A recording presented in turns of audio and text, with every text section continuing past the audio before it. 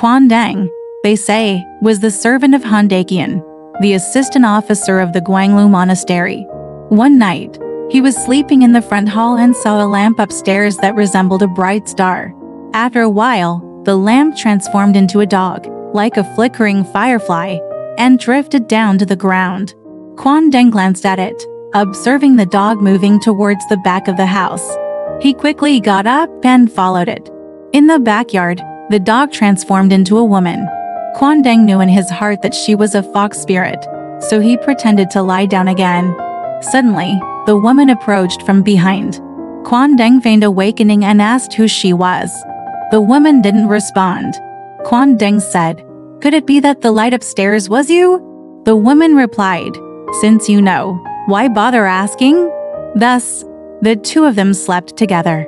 From that point on, the woman would come during the day and leave at night, and it became a regular occurrence.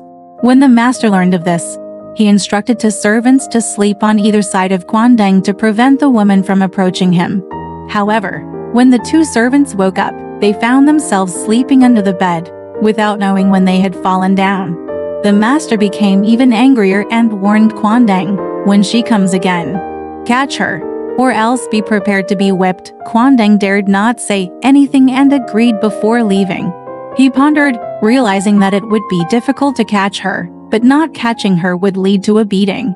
He felt trapped with no solution. Suddenly, an idea came to him.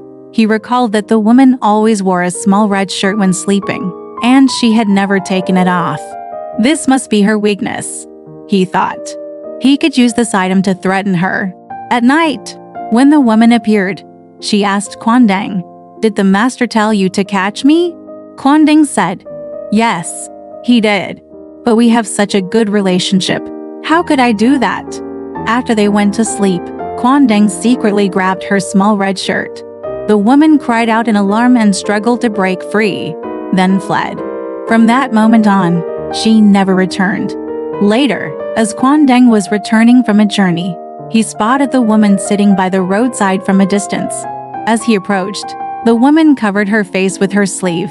Quan Deng dismounted and exclaimed, "Why put on such a performance?"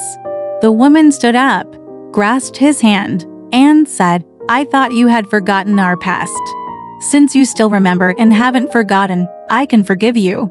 Our previous interactions were because of the master's orders, and I don't blame you. But our fate has come to an end. Today, I've prepared some refreshments at my home for a small drink. Consider it a farewell." It was early autumn at the time, and the sorghum was growing lushly. The woman led Quan Deng into the sorghum field, where he saw a spacious mansion. After securing his horse, he entered and found that the hall was already set with food and wine.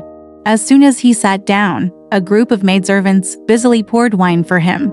When the sun was about to set, Quan Deng had to leave to report to his master.